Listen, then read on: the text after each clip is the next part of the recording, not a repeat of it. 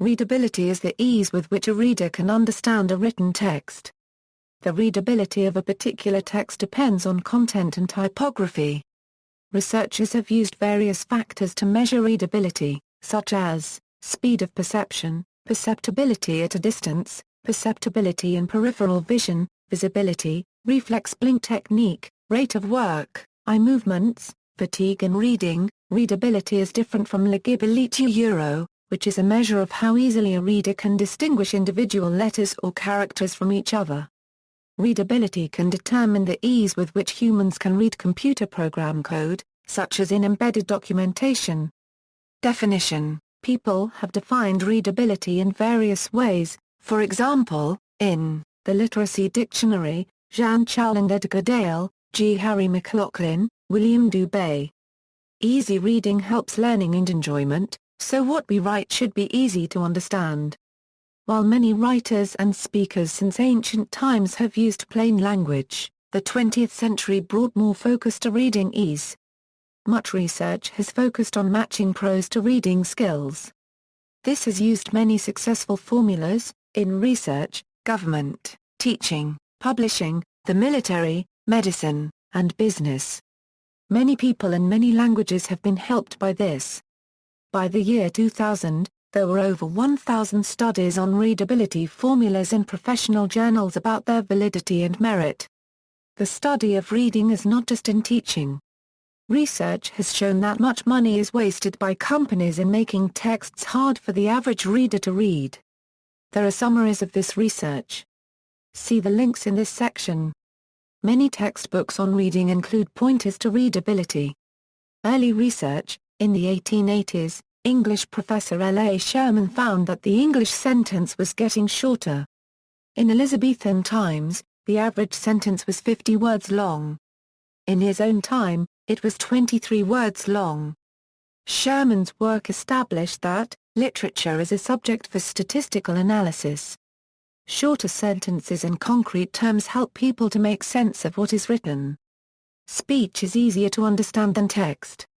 Over time, text becomes easier if it is more like speech. Sherman wrote, "Literary English, in short, will follow the forms of standard spoken English from which it comes. No man should talk worse than he writes, no man should write better than he should talk. The oral sentence is clearest because it is the product of millions of daily efforts to be clear and strong. It represents the work of the race for thousands of years in perfecting an effective instrument of communication." In 1889 in Russia, the writer Nikolai A. Rubikhin published a study of over 10,000 texts written by everyday people. From these texts, he took 1,500 words he thought most people understood. He found that the main blocks to comprehension are unfamiliar words and long sentences.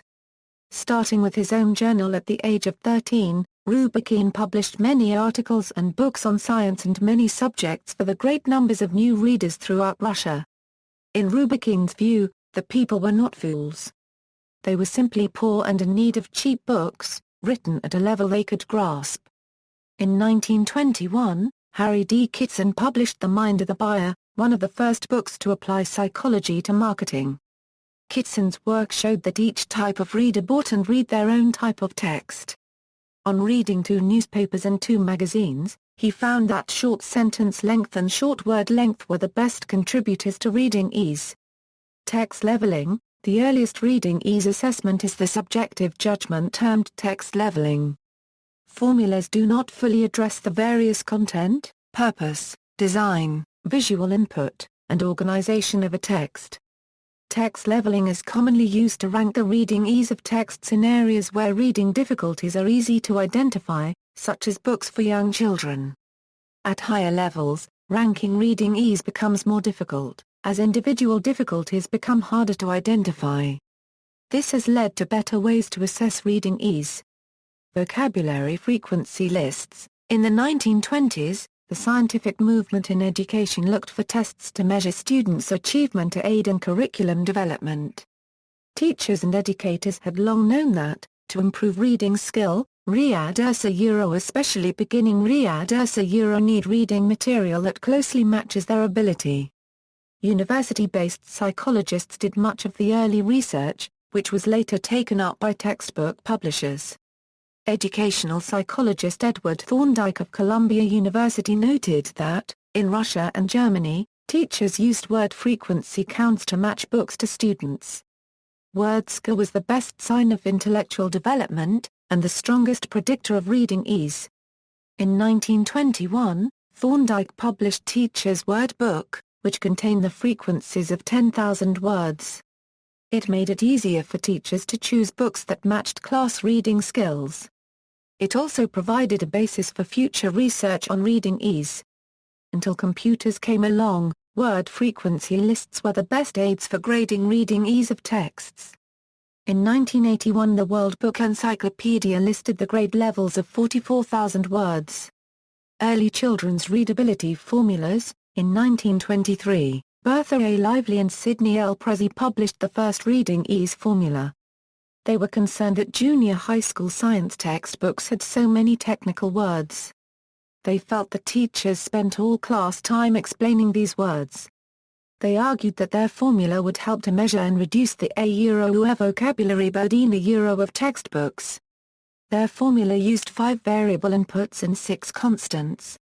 For each 1,000 words, it counted the number of unique words, the number of words not on the Thorndike list, and the median index number of the words found on the list. Manually, it took 3 hours to apply the formula to a book. After the Lively-Prezi study, people looked for formulas that were more accurate and easier to apply. By 1980, over 200 formulas were published in different languages. In 1928, Carlton Wasburn and Mabel Vogel created the first modern readability formula. They validated it by using an outside criterion, and correlated .845 with test scores of students who read and liked the criterion books. It was also the first to introduce the variable of interest to the concept of readability. Between 1929 and 1939, Alfred Lorenz of the Los Angeles School District published several new formulas. In 1934, Edward Thorndike published his formula. He wrote that word skills can be increased if the teacher introduces new words and repeats them often. In 1939, W. W. Patty and W. I. Painter published a formula for measuring the vocabulary burden of textbooks. This was the last of the early formulas that used the Thorndike vocabulary frequency list. Early adult readability formulas. During the recession of the 1930s, the U.S. government invested in adult education. In 1931, Douglas Wapples and Ralph Tyler published What Adults Want to Read About. It was a 2-year study of adult reading interests. Their book showed not only what people read but what they would like to read. They found that many readers lacked suitable reading materials. They would have liked to learn but the reading materials were too hard for them. Lyman Bryson of Teachers College, Columbia University found that many adults had poor reading ability due to poor education. Even though colleges had long tried to teach how to write in a clear and readable style, Bryson found that it was rare. He wrote that such language is the result of a discipline and artistry that few people who have ideas will take the trouble to achieve. If simple language were easy, many of our problems would have been solved long ago. Bryson helped set up the Readability Laboratory at the college. 2 of his students were Irving Lorge and Rudolph Flesch. In 1934, Ralph Ogerman investigated adult reading skills, factors that most directly affect reading ease, and causes of each level of difficulty. He did not invent a formula, but a method for assessing the difficulty of materials for parent education. He was the first to assess the validity of this method by using 16 magazine passages tested on actual readers. He evaluated 14 measurable and 3 reported factors that affect reading ease. Ogerman emphasized the reported features, such as whether the text was coherent or unduly abstract. He used his 16 passages to compare and judge the reading ease of other texts, a method now called scaling. He showed that even though these factors cannot be measured, they cannot be ignored. Also in 1934, Ralph Tyler and Edgar Dale published the first adult reading ease formula based on passages on health topics from a variety of textbooks and magazines. Of 29 factors that are significant for young readers, They found 10 that are significant for adults. They used 3 of these in their formula. In 1935, William S. Gray of the University of Chicago and Bernice Leary of Xavier College in Chicago published What Makes a Book Readable, one of the most important books in readability research. Like Dale and Tyler, they focused on what makes books readable for adults of limited reading ability. Their book included the first scientific study of the reading skills of American adults. The sample included 1,690 adults from a variety of settings and regions. The test used a number of passages from newspapers, magazines, and books as well as a standard reading test. They found a mean grade score of 7.81. About 1/3 read at the 2nd to 6th grade level, 1/3 at the 7th to 12th grade level, and 1/3 at the 13th to 17th grade level.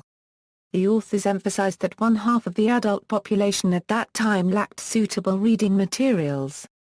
They wrote, for them, the enriching values of reading are denied unless materials reflecting adult interests are adapted to their needs. The poorest readers, 1/6 of the adult population, need simpler materials for use in promoting functioning literacy and in establishing fundamental reading habits. Gray and Leary then analyzed 228 variables that affect reading ease and divided them into 4 types: content, style, format, organization. They found that content was most important, followed closely by style. Third was format, followed closely by organization. They found no way to measure content, format, or organization but they could measure variables of style. Among the 17 significant measurable style variables, they selected 5 to create a formula: average sentence length, number of different hard words, number of personal pronouns, percentage of unique words, number of prepositional phrases. Their formula had a correlation of 0.645 with comprehension as measured by reading tests given to about 800 adults. In 1939, Irving Lodge published an article that reported other combinations of variables that indicate difficulty more accurately than the ones Gray and Leary used. His research also showed that, the vocabulary load is the most important concomitant of difficulty. In 1944, Lodge published his Lodge Index, a readability formula that used 3 variables and set the stage for simpler and more reliable formulas that followed. By 1940, investigators had, successfully used statistical methods to analyze reading ease, found that unusual words in sentence length were among the first causes of reading difficulty, used vocabulary and sentence length in formulas to predict reading ease. The popular readability formulas equals the Flesch formulas equals. In 1943, Rudolf Flesch published his PhD dissertation, Marks of a Readable Style, which included a readability formula to predict the difficulty of adult reading material. Investigators in many fields began using it to improve communications. One of the variables it used was personal references, such as names and personal pronouns. Another variable was affixes. In 1948, Flesch published his reading ease formula in 2 parts. Rather than using grade levels, it used a scale from 0 to 100, with 0 equivalent to the 12th grade and 100 equivalent to the 4th grade. It dropped the use of affixes. The second part of the formula predicts human interest by using personal references and the number of personal sentences. The new formula correlated 0.70 with the McCall-Krapps reading tests. The original formula is, reading ease score equals 206.835 ASL, where ASL equals average sentence length, ASW equals average word length in syllables. Publishers discovered that the Flesch formulas could increase readership up to 60%. Flesch's work also made an enormous impact on journalism. The Flesch reading ease formula became one of the most widely used, and the one most tested and reliable. In 1951, Jenkins, and Patterson simplified the formula further by changing the syllable count.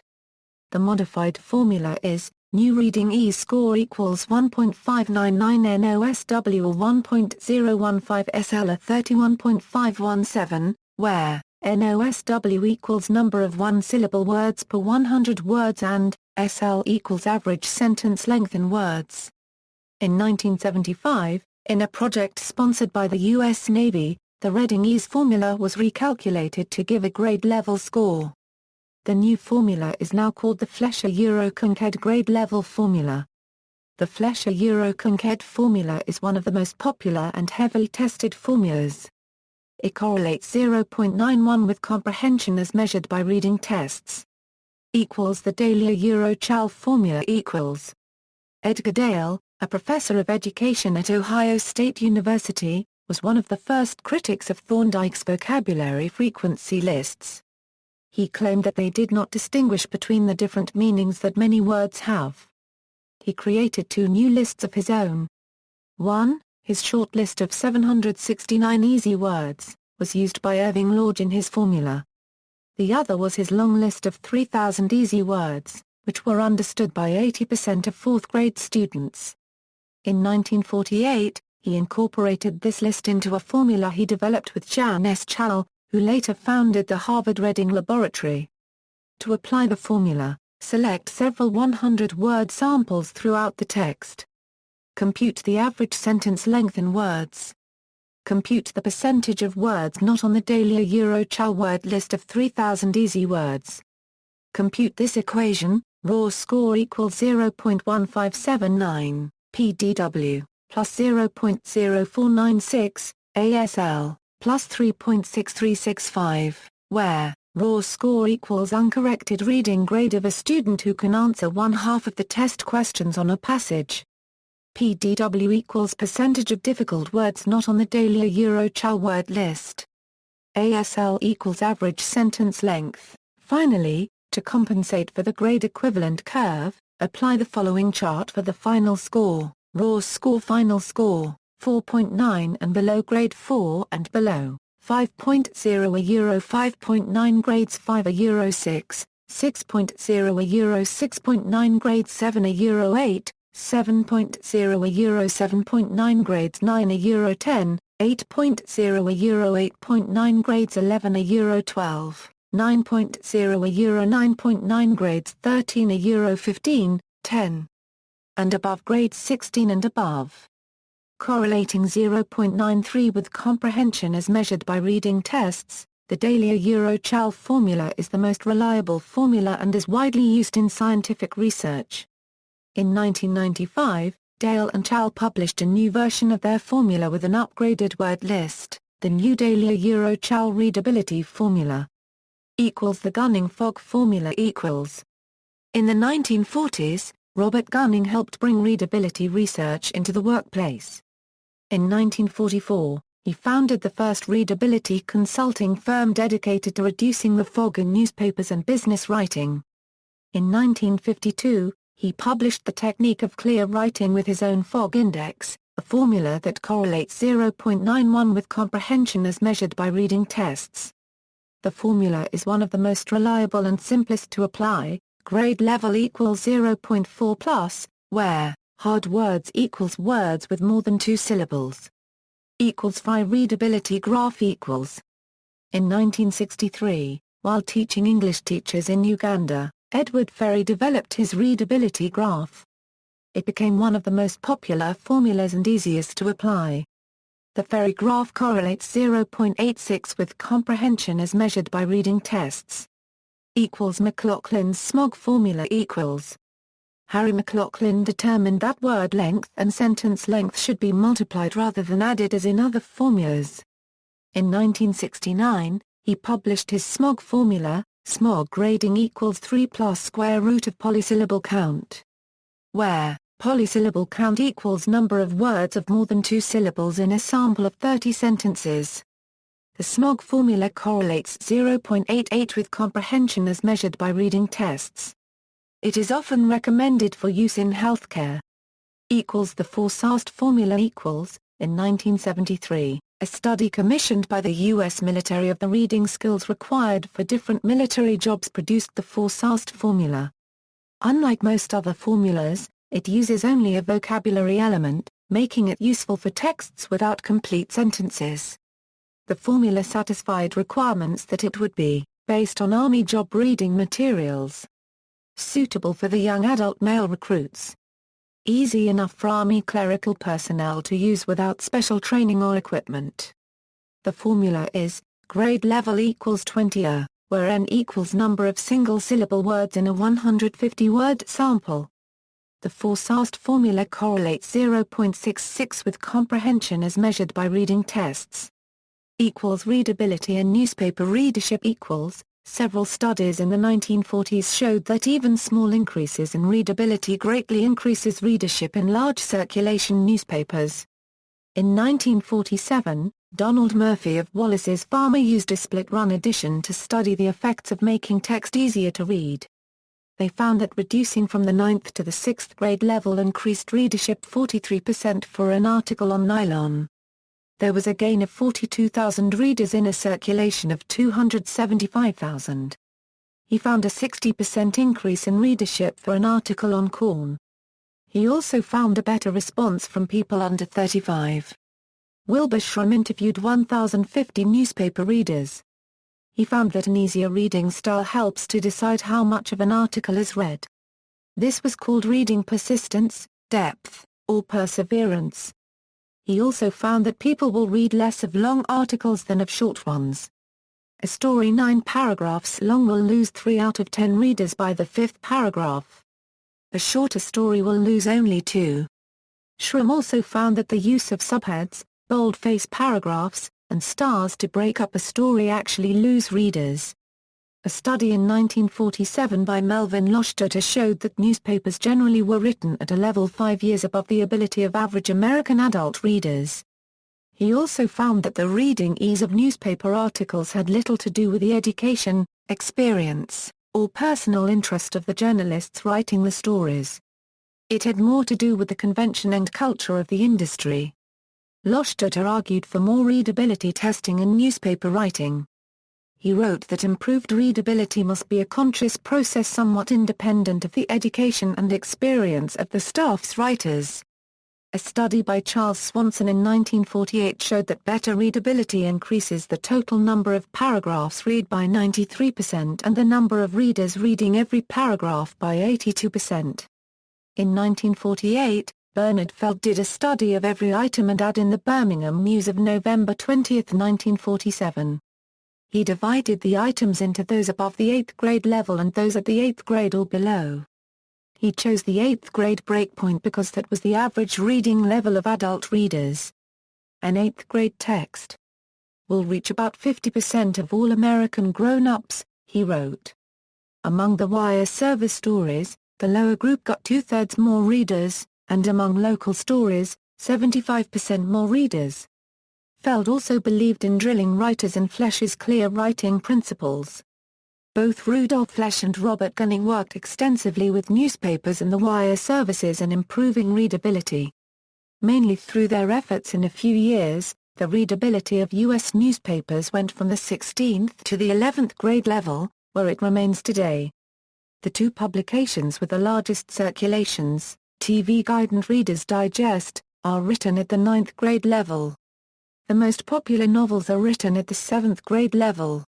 This supports the fact that the average adult reads at the 9th grade level. It also shows that, for recreation, people read texts that are 2 grades below their actual reading level. The George Clare studies George Clare and his colleagues looked at the effects of greater reading ease on Air Force recruits. They found that more readable texts resulted in greater and more complete learning. They also increased the amount read in a given time, and made for easier acceptance. Other studies by Clare showed how the reader's skills, prior knowledge, interest, and motivation affect reading ease. Measuring coherence and organization for centuries, teachers and educators have seen the importance of organization, coherence, and emphasis in good writing. Beginning in the 1970s, cognitive theorists began teaching that reading is really an act of thinking and organization. The reader constructs meaning by mixing new knowledge into existing knowledge. Because of the limits of the reading ease formulas, some research looked at ways to measure the content, organization, and coherence of text. Although this did not improve the reliability of the formulas, their efforts showed the importance of these variables in reading ease. Studies by Walter Kinch and others showed the central role of coherence in reading ease, mainly for people learning to read. In 1983, Susan Kemper devised a formula based on physical states and mental states. However, she found this was no better than word familiarity and sentence length in showing reading ease. Bonnie Mayer and others tried to use organization as a measure of reading ease. While this did not result in a formula, they showed that people read faster and retain more when the text is organized in topics. She found that a visible plan for presenting content greatly helps readers to assess a text. A hierarchical plan shows how the parts of the text are related. It also aids the reader in blending new information into existing knowledge structures. Bonnie Armbruster found that the most important feature for learning and comprehension is textual coherence, which comes in two types: global coherence, which integrates high-level ideas as themes in an entire section, chapter, or book. Local coherence, which joins ideas within and between sentences. Armbruster confirmed Kinch's finding that coherence and structure are more help for younger readers. R.C. Coffey and R. Curley built on Bonnie Mayer's work and found that an unfamiliar underlying structure can make even simple text hard to read. They brought in a graded system to help students progress from simpler storylines to more advanced and abstract ones. Many other studies looked at the effects on reading ease of other text variables, including image words, abstraction, direct and indirect statements, types of narration and sentences, phrases, and clauses. Difficult concepts. Idea density. Human interest. Nominalization. Active and passive voice. Embeddedness. Structural cues. The use of images. Diagrams and line graphs. Highlighting. Fonts and layout. Document age. Advanced readability formulas. The John Bournemouth formulas. John Bournemouth of the University of Chicago looked at reading ease using the new closed deletion test developed by Wilson Taylor. His work supported earlier research including the degree of reading ease for each kind of reading. The best level for classroom-assisted reading is a slightly difficult text that causes a set to learn, and for which readers can correctly answer 50% of the questions of a multiple-choice test.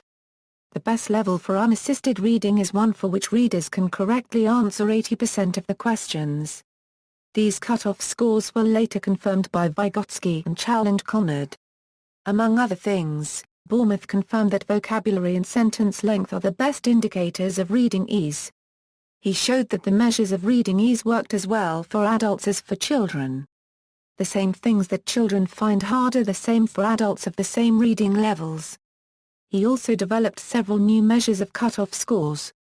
One of the most well-known was the mean close formula, which was used in 1981 to produce the degree of reading power system used by the College Entrance Examination Board.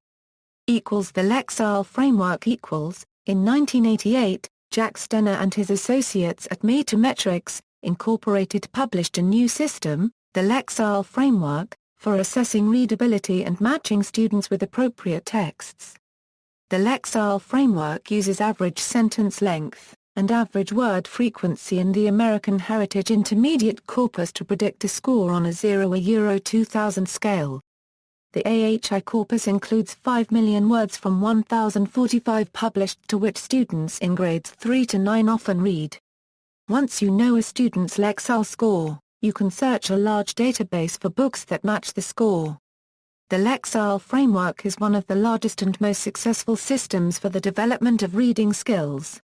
The Lexile Book Database has more than 100,000 titles from more than 450 publishers. You can search the database for Lexile ratings on their website at http://www.lexile.com. ATOS readability formula for books. In 2000, researchers of the School Renaissance Institute and Touchstone Applied Science Associates published their Advantage TASA Open Standard Reading Ease formula for books. They worked on a formula that was easy to use and that could be used with any texts. The project was one of the widest reading ease projects ever. The developers of the formula used 650 normed reading texts, 474 million words from all the text in 28,000 books read by students. The project also used the reading records of more than 30,000 who read and were tested on 950,000 books. They found that 3 variables give the most reliable measure of text reading ease: words per sentence, average grade level of words, characters per word. They also found that, to help learning, the teachers should match book reading ease with reading skill. Reading often helps with reading gains. For reading alone below the 4th grade, the best learning gain requires at least 85% comprehension. Advanced readers need 92% comprehension for independent reading. Book length can be a good measure of reading ease. Feedback and interaction with the teacher are the most important factors in reading.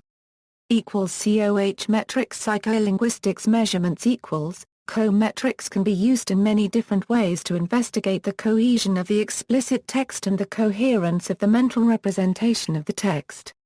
Our definition of cohesion consists of characteristics of the explicit text that play some role in helping the reader mentally connect ideas in the text. The definition of coherence is the subject of much debate. Theoretically, the coherence of a text is defined by the interaction between linguistic representations and knowledge representations. While coherence can be defined as characteristics of the text that are likely to contribute to the coherence of the mental representation, co-metrics measurements provide indices of these cohesion characteristics. Using the readability formulas, while experts agree that the formulas are highly accurate for grading the readability of existing texts, they are not so useful for creating or modifying them.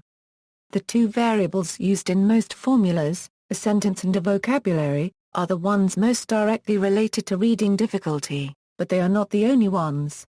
Writing experts have warned that if you write to the formula, that is, attempt to simplify the text only by changing the length of the words and sentences, you may end up with text that is more difficult to read. All the variables are tightly related. If you change one, you must also adjust the others, including approach, voice, person, tone, typography, design, and organization. Writing for a class of readers other than one's own is very difficult. It takes training, method, and practice. Among those who are good at this are writers of novels and children's books. The writing experts all advise that, besides using a formula, observe all the norms of good writing, which are essential for writing readable texts. Study the texts used by your audience and their reading habits. This means, if you are writing for a 5th grade audience, study and learn good quality 5th grade materials. See also, plain language, verbosity, accessible publishing, list of plain English words and phrases, George R. Clare, William S. Gray, Miles Tinker, Bourbaki Dangerous Ben Symbol. References